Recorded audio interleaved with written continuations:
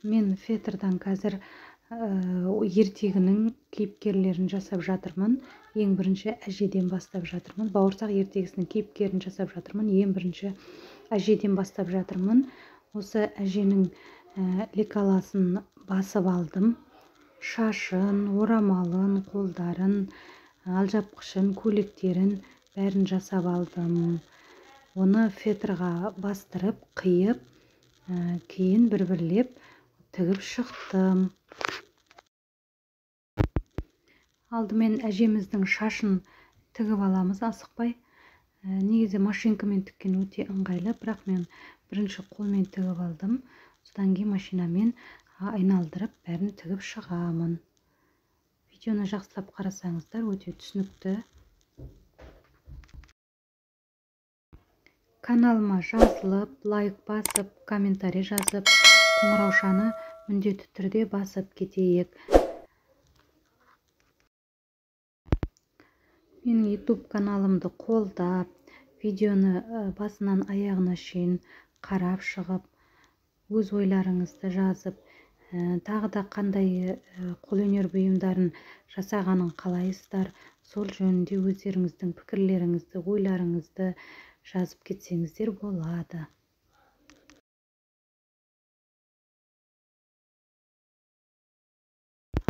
Міне осылай әжеміздің шашын тігіп алдық, тігіп аламыз осылай. Келесі төменгі орамалын тігеміз. Әжеміздің орамалының байлайтын бөлігін төменгі жағын тігеміз. Мен бәрін қолмен тігіп алдым бірінші, содан кейін машинаға айналдырып тігіп шығамын. Осылай тігіп шығамыз.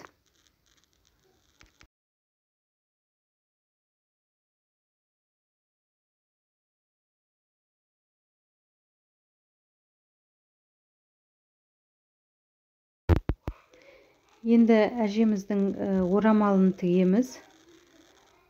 Орамалын жақсылап тігіп, айналдырып, машинкамен айналдырып тігіп шығамын. Видеоны асықпай отырып қарасаңыздар, бәрі түсінікті, түсінесіздер.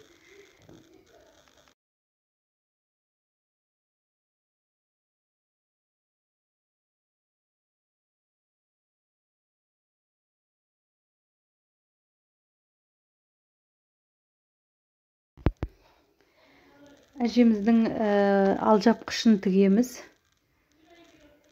Алжапқысын осылай екі шетін тігіп шығамыз.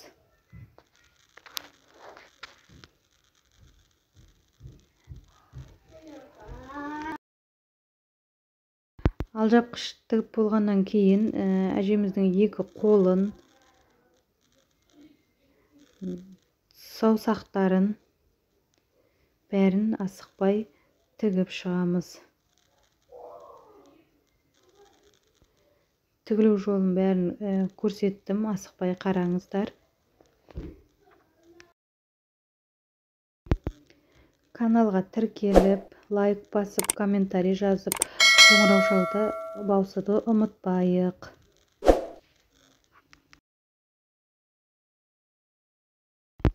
Осылай қолдарын бәрін тіккеннен кейін көзін, екі көзін, мұрынын, аузын тігіп аласыздар, тігесіздер. Мен оны видеоға түсіріп көрсеткен жоқпын. Міне осындай әжеміз шықты.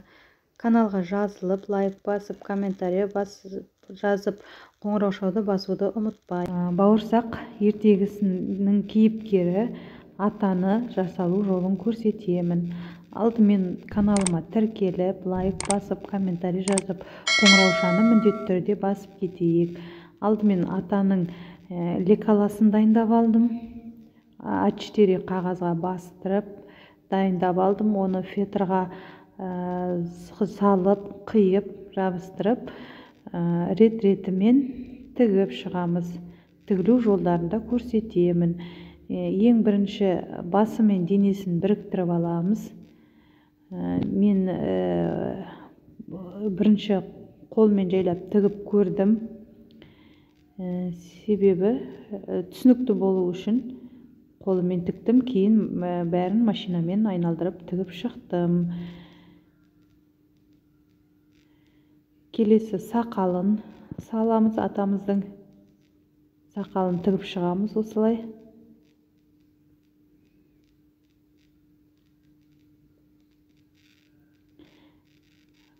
Каналымдағы видеоларды подпискасыз, тіркелусіз қарайды екенсіздер, сондықтан каналыма тіркеліп кетіңіздер. Қоңыраушаны міндетті түрде басып.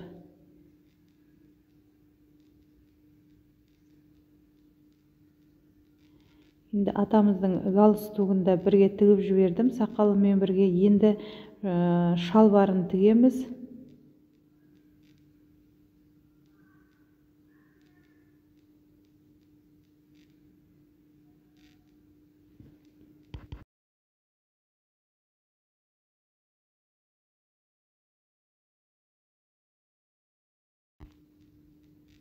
Шалбарын тігіп болғаннан кейін атамыздың қолдарын тігеміз.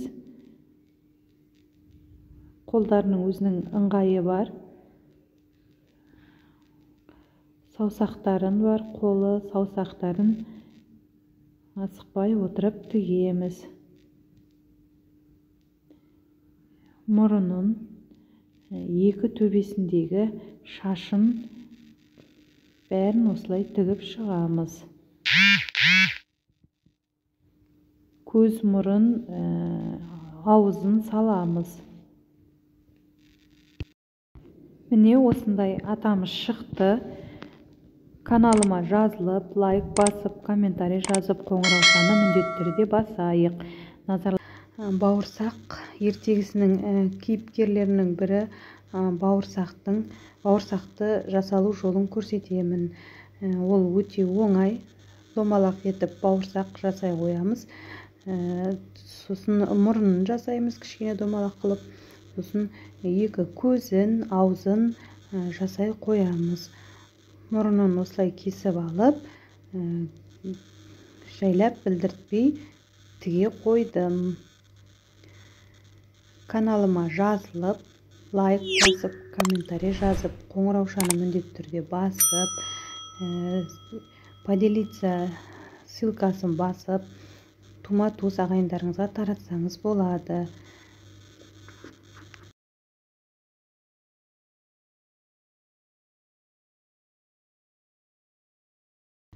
Домалақ бауырсақтың айналасын тігін машинасымен айналдырып тігіп шығуға да болады. Сол кезде әдемі көрінеді. Екі көзін, аузын сала қоямыз. Каналға тіркеліп, видеоның соңына шейін қарағандарыңызға көп рахмет. Бауырсақ ертегісінің қоянды жасалу жолын көрсетеміз. Осылай лекаласын қоянның сызып аламыз. Оны фетраға басып қиып аламыз. Ең бірінші басы мен денесін біріктіреміз. Қолмен немесе машинкамен тігіп алуға болады, біріктіріп. Машинкамен тіккен өте әдемі көрінеді. Одан кейін екі қолын тігеміз. Осылай видеодағыдай қарап отырсаңыздар, бәрі түсінікті. Каналыма жазылып, лайк басып, комментарий жазып, қоңыраушаны басуды ұмытпайық.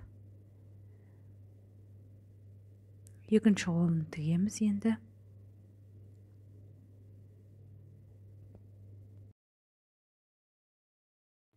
Видео сабақты көбіңіз тіркелусіз қарайды екенсіздер, сондықтан каналға тіркелуді ұмытпайық.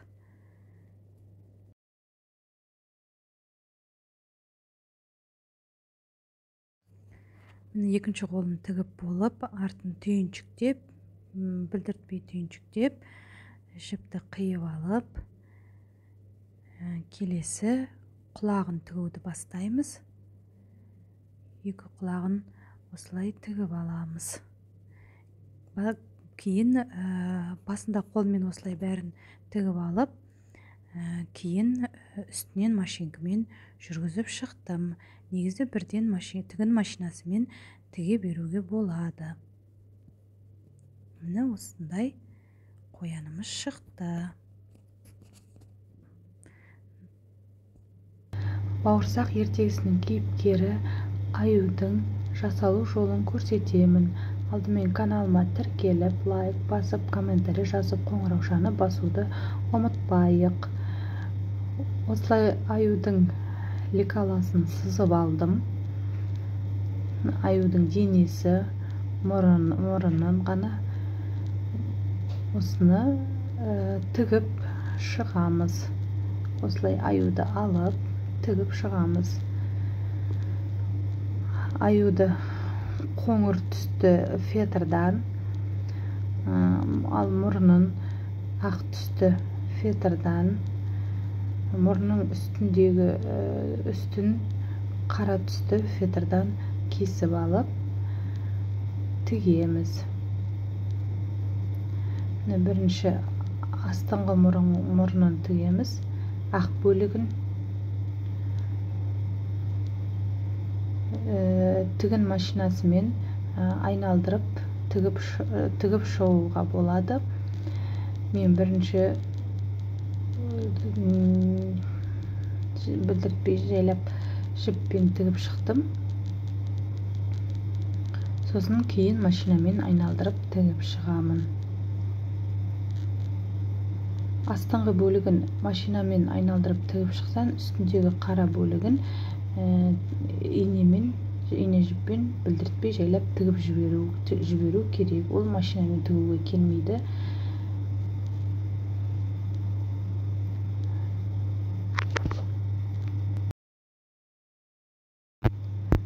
Каналға жазылып, лайк басып, комментарий жазып, қоңыраушаны міндетті түрде басып кетейік.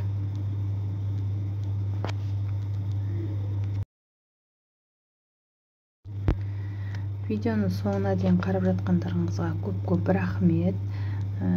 Осы шығатын видеомды да, келесі шығатын видеомды да соңына дейін қарап, қолдау білдірсеңіздер жақсы болар еді. Міне осындай аюымыз қонжық шықты. Бауырсақ ертегісінің кейіпкері түлкінің фетрдан жасалу жолын көрсетемін. Алдымен каналыма тіркеліп, лайк басып, комментарий жазып, қоңыраушаны басуды ұмытпайық. Осылай түлкінің лекаласын бірінші қағаздан сызып алдым. Оны фетрға бастырып қиып алдым. Енді рет-ретімен тігіп шығамыз. Алдымен денесін, мойында тұрған ақ несін, сосын басын, үшеуін бірге біріктіріп тігіп аламыз. Осылай видеодағыдай қарап отырсаңыздар түсінікті. Себебі тіккен кезде рет-ретімен тікпесеңіз, рет-ретімен орналастыру керек. Тігілген кезде, сол кезде өте жақсы, әдемі болып шығады.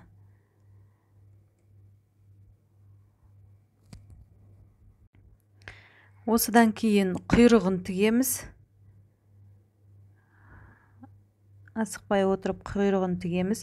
Мен бірінші қолмен тігіп шықтым. Содан кейін машинкамен айналдырып бәрін тігіп шықтым. Видеоға түсіру үшін бірінші қолмен тігіп шықтым. Осылай әдемілеп тігіп шығамыз.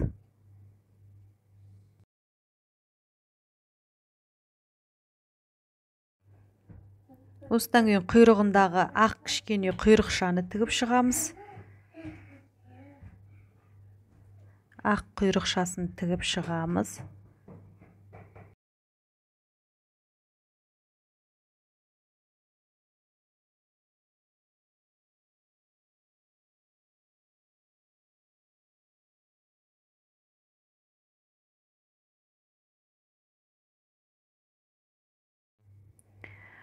Одан кейін бетіндегі көздің айналасын тігеміз. Оны кішкене ғана тігіп шығамыз, тек ортасына. Одан кейін мұрнын тігеміз. Мұрынның үстіне мен бауырсақты тіктім. Екі түрлі түлкі жасадым. Біреуінің бауырсағы жоқ, біреуінде бауырсағы бар. Екі түлкі жасадым. Осылай үстіне бауырсағын тігіп шығамыз. Міне осындай түлкіміз шықты. Бауырсақ ертегісінің кейіпкерлерінің бірі қасқырды фетрдан жасалу жолын көрсетемін. Алдымен каналыма тіркеліп, лайк басып, комментарий жазып, қоңыраушаны басып кетейік.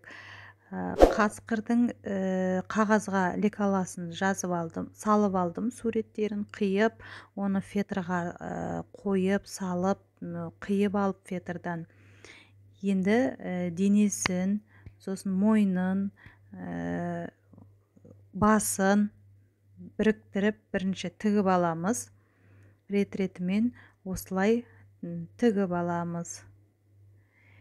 Мен барлық видеоларымда қарасаңыздар, алдыңғы бауырсақ кейіпкерлерінің барлық кейіпкерлерін бірінші қолмен тігіп алдым. Себебі түсінікті болу үшін. Келесі енді құйрығын тігеміз. Құйрығын тігіп алып, осылай. Сосын тігін машинасына айналдырып, бәрін тігіп аламыз. Негізі бірден тігін машинасына тіге беруге болады.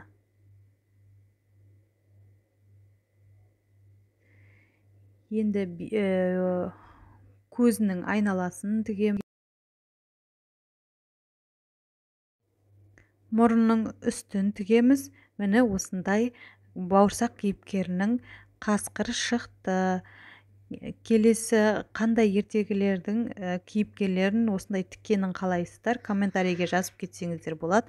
Алдағы уақытта бірнеше ертегілердің кейіпкерлерінің видеоларын салатын болам. Назарларыңызға рахмет. Келесі кездескенше.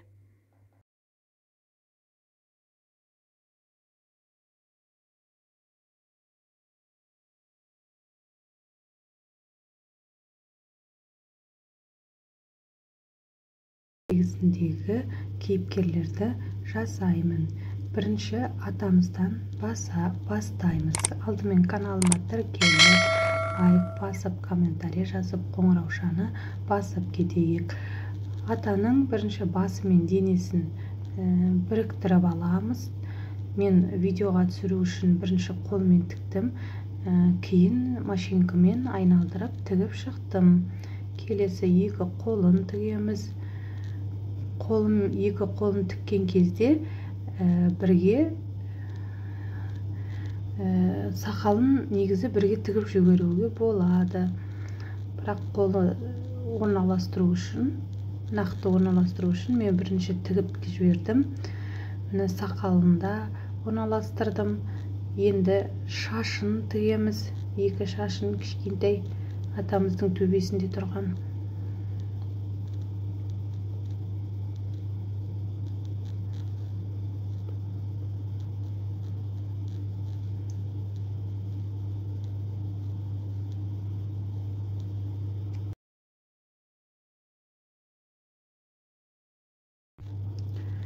Міне екінші шашын тігеміз төбесінің.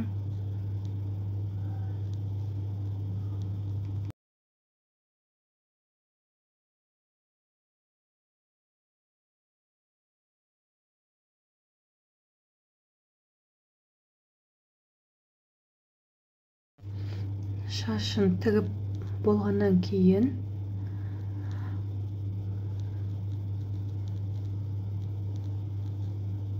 атамыздың беліндегі қызыл белбеуін тігеміз.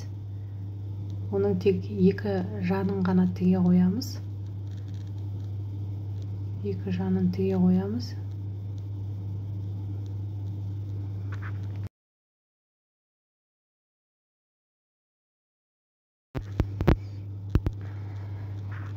Енді атамыздың шортиін тігеміз, шалбарын тігеміз.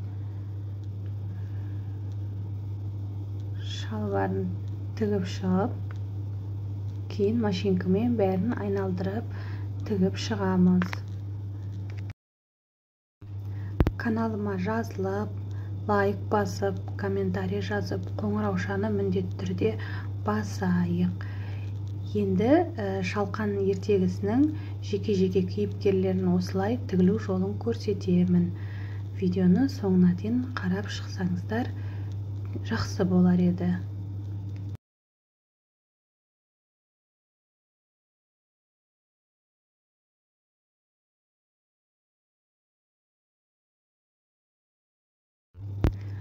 Шалбарын тігіп болдық. Енді екі аяғындағы аяқ киімін тігеміз. Екі аяқ киімін осылай тігіп шығамыз. Міне шалқан кейіпкеріндегі атамыз дайын болды. Каналыма жазылып, лайк басып, комментарий жазып, қоңыраушаны міндетті түрде басып кетейік. Назарларыңызға көп-көп рахмет. Келесі кездескенше. Шалқан ертегісінің кейіпкері әжені жасалу жолын көрсетемін. Алдымен каналыма тіркеліп, лайк басып, комментарий жазып, қоңыраушаны басуды ұмытпайық.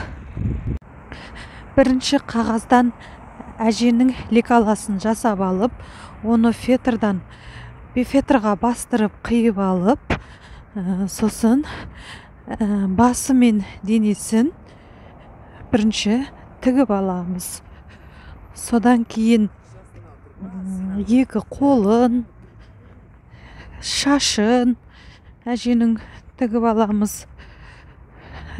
Шашын қарап отырамыз, себебі орамалы жауып кетпеу керек. Соны қарап, қайта-қайта өлшеп алып, шашын тігеміз.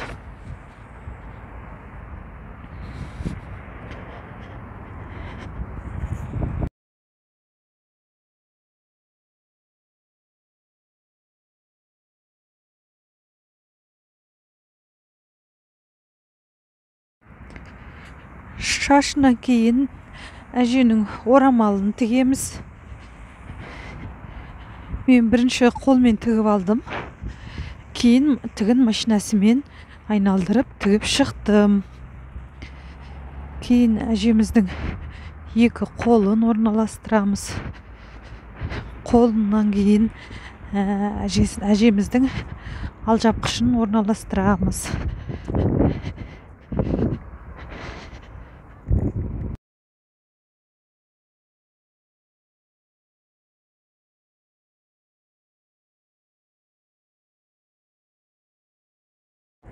Алжапқышын орналастырып болғаннан кейін қолының жеңін орналастырамыз. Екі жеңін, саусақтарын, қолғабын орналастырамыз. Тігіп аламыз бәрін. Кейін етегін тігеміз. Міне осындай әжеміз дайын болды. Шалқан ертегісінде кейіпкері қыздың бейнесін жасаймыз. Алдымен қағазға лекаласын сызып алып, кейін оны фетраға бастырып, қиып алып, рет-ретімен құрастырамыз.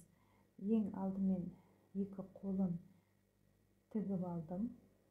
Себебі қолының қолды астына жіберу керек. Одан кейін мойнындағы жағасын тіктім. Жағасын осылай тігіп аламыз. Кейін басын орналастырамыз қыздың. Басын орналастырып, содан кейін шашын орналастырамыз. Менің каналыма тіркеліп, лайк басып, комментарий жазып, қоңыраушалды басуды ұмытпайық. Шашының алдыңғы бөлігін орналастырып тігіп аламыз. Мен бірінші қолмен тігіп алдым.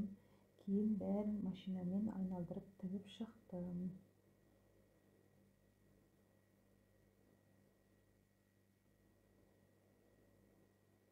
Келесі өрілген ұзын шашын тігеміз қыздың.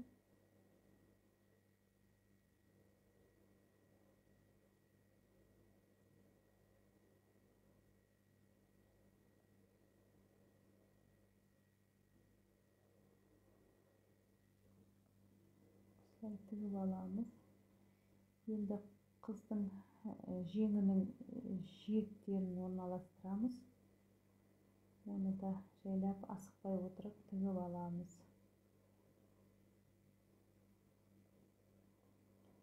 Каналға жазылып, лайк басып, қоңыраушаны басуды ұмытпайық. Келесі қандай ертегі кейіпкерлерін көргілеріңіз келеді, жасалу жолын пікір қалдырып кетсеңіздер болады. Одан кейін саусағын орналастырамыз. Екінші қолының жеңін, саусағын, етегін орналастырамыз. Қан ертегісінің кейіпкері күшіктің жасалу жолын көрсетемін. Қағазға лекаламызды сызып аламыз, оны фетрға сызып аламыз. Осыдан кейін сызып алған лекалаларымызды бір-бірлеп тігіп шығамыз. Бірінші ішін тігіп шықтым. Каналыма жазылып, лайк басып, комментарий жазып, қоңыраушаны басуды ұмытпайық. Алдыңғы видеоларымда айтқандай, мен бірінші бәрін қолмен тігіп шықтым. Сіздерге түсінікті болу үшін, видео үшін бірінші қолмен тігіп шықтым. Кейін тігін машинасына айналдырып тігіп шықтым. Келесі мұрнын, тілін орналастырып тіктім. Енді екі аяғын тігеміз.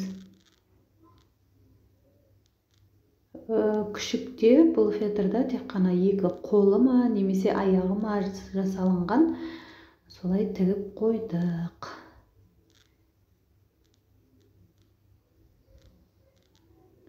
Осылай видеоны асықпай қарап шықсаңыздар, бәрі түсінікті. Каналға жазылып, лайк басып, комментарий жазып, қоңыраушаны басуды ұмытпайық. Назарларыңызға рахмет. Келесі кездескенше. Шалқан ертегісінің кейіпкері Чықанның жасалу жолын көрсетемін. Алдымен каналыма тіркеліп, лайк басып, комментарий жазып, қоңыраушаны басып кетейік. Лекаласын қағаздан жасап алып, кейін бөлік-бөліктерін әр түр өз ыңғайымен, рет-ретімен тігіп шықтым. Алдымен басы мен денесін, кейін екі қолын, екі құлағын рет-ретімен орналастырамыз. Алдыңғы видеоларымда айтқандай, мен бірінші бәрін қолмен тігіп алдым, кейін тігін машинасымен тігіп шықтым. Енді екі құлағын орналастырамыз, көз, мұрын, ауыздарын тігіп шығамыз. Каналға жазылып, лайк басып, комментарий жазып, қоңыраушаны басуды ұмытпайық.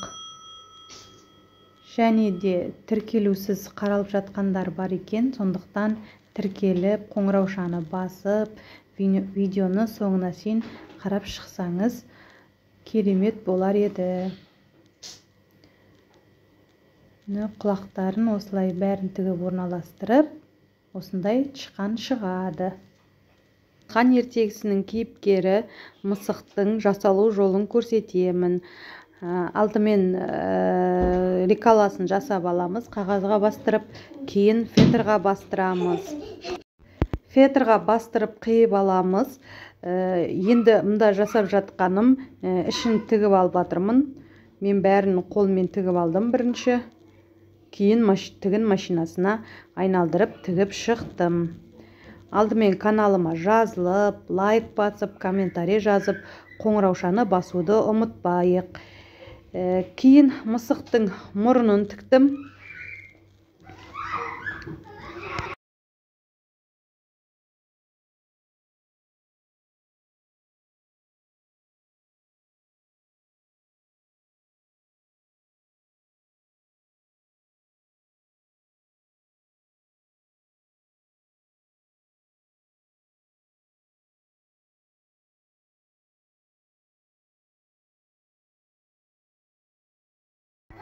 Мысықтың екі қолын аяғын тіктім, жалғастырып. Каналға жазылып, лайк басып, комментарий жазып, қоңыраушан басуды ұмытпайық. Екі қолын тігіп алып, кейін көзін, мұрындарын салып шығамыз.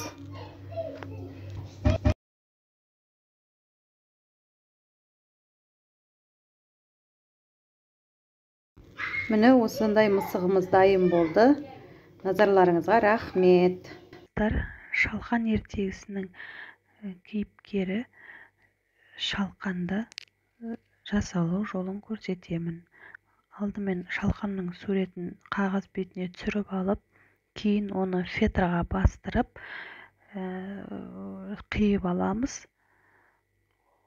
Ең бірінші шалқанның жапырақтарын тігіп аламыз. Мен 5-6-7 жапырақ жасадым. Соны бірінің үстіне бірін қойып, жаймен тігіп шығамыз. Каналыма тіркеліп, лайк басып, комментарий жазып, қоңыраушаны басуды ұмытпайық.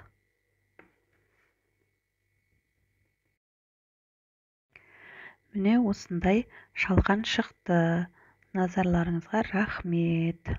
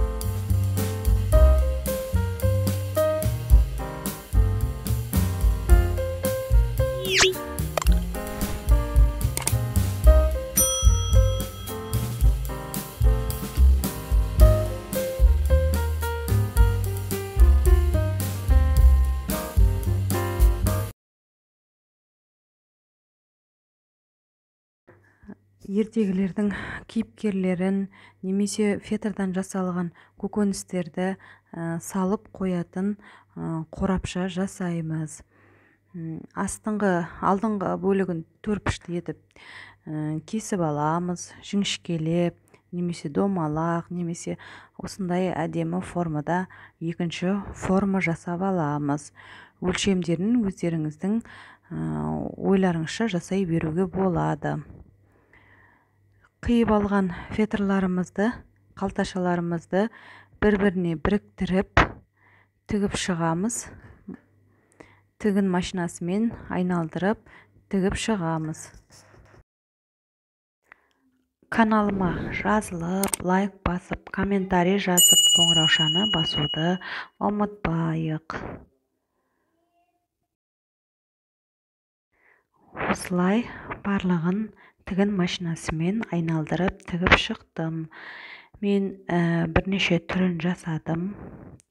Әртүрлі түсінен, әртүрлі формада қиып алып, кейін тігін машинасымен бәрін айналдырып тігіп шықтым.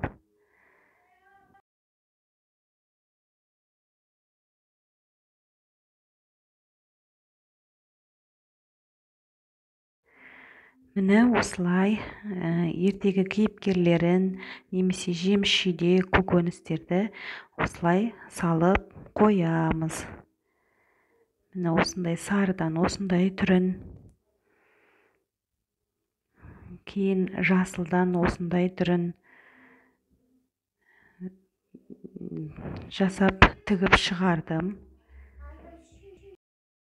Міне төменгі бөлігіне салып, ертегіні ойластырып ойнатқан кезде жоғары бөлігіне салып ойнатылады. Келесі түрі қоңыр қызыл фетрдің үстіне қоңыр түрін салып, оны да осылай жасадым. Міне видеодағыдай астыңғы бөлігінен алып, үстіңгі бөлігіне салып ойнатуға болады баланы. Ал кейінгі бөлігі үлкендеу түрі көк түрінен жасадым. Осылай бірнеше көкөніс немесе ертегілер кейіпкерлерін салатын фетрдан жасалған бірнеше қалташалар жасадым. Каналға тіркеліп, лайк басып, комментарий жазып, қоңыраушаны басуды ұмытпайық. Назарларыңызға рахмет. Келесі кездескенше.